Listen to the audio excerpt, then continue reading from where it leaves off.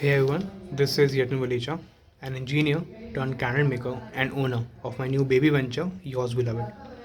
So, we just had a session on candle making, a live session on candle making, where we discussed regarding the wick testing. We and also discussed the a blend made with soy flakes and white beeswax, right? But in this short video, I'll be talking about the points discussed in the today's session regarding the wick testing, right? So as you can see, guys, I have three candles burning in front of me, and all three of these candles are made with soy wax. The only difference in these, apart from color in the middle one, is that the size of the wick. In this, I have used a single wick, and I've used the thickest wick available with us, that is YBL6. In this, I use YBL 2.5, and in this one, I have used YBL 2. As you can see, uh, the result is contrastingly different in all three of these jars. Now, the reason we are doing this wick testing is to ensure that the wick that we are using is appropriate for this candle, for the jar, right? Now, what we want is that the melt pool, should form in for a general rule for a melt pool to form is that for each inch should melt in 1 hour, like 1 hour for each inch. So for example, if the jar is for about 3 inch, then it should take around 3 hours to form a complete melt pool. Now, one of the question which was asked in the group, or in the today's session was, um, why are we waiting for 3 hours for candle for the melt pool to form?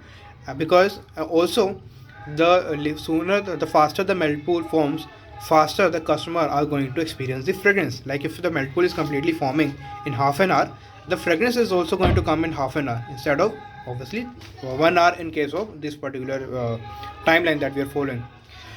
The reason we are doing this is simply because if the melt pool is going to form in half an hour to 1 hour in this kind of jar, that is a more than 3 inch jar diameter, the size of the flame will become too big by by 3 hours, and this will cause soot. Also, the time of burning, time of the total time of burn time, the total burn time of candle will also reduce. So if this particular wax candle is being burning, in case, let us assume, for if the melt pool is being formed in half an hour, then in that case, if in that case the candle burn time is 10 hour, but when you're going to adjust that time to 3 hour margin, the same candle will burn for more than 15 to 18 hours. So that is the impact of having a properly sized wick, right?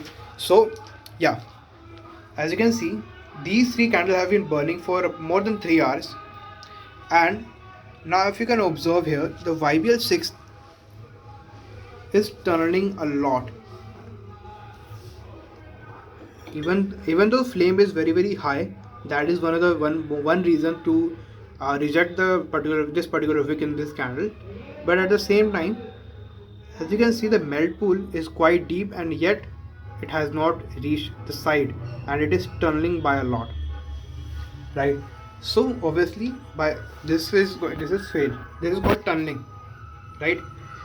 Secondly, we have YBL2. The flame is nice.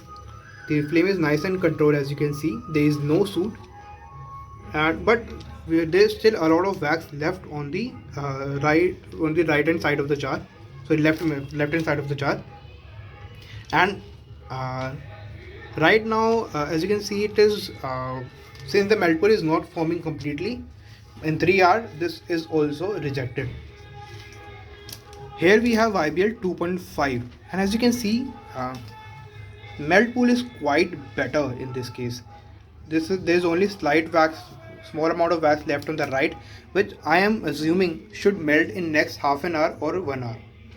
So because this is more than 3-inch jar candle, so obviously it is going to take more time to form a complete melt pool. So this is the reason why we do the wick testing, and this is the way which I perform to do a proper wick testing. So these are the few things that I wanted to share in the today's session.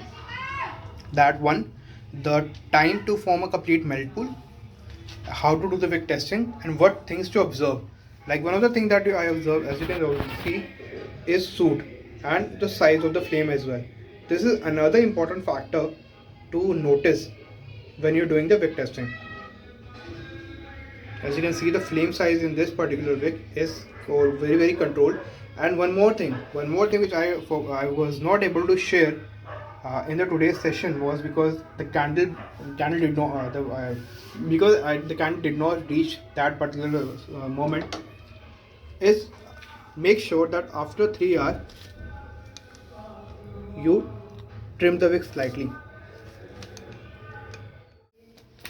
So these were the few things that we discussed in today's candle making session, along with the recipe of making a blend of it soy wax, soy flake, and white beeswax as an alternative to soy chunks.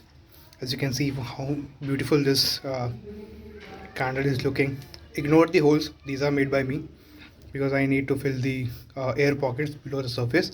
But as you can see, how gorgeous the candle texture is looking, how shiny it is looking, and also the surface adhesion is much better in this case.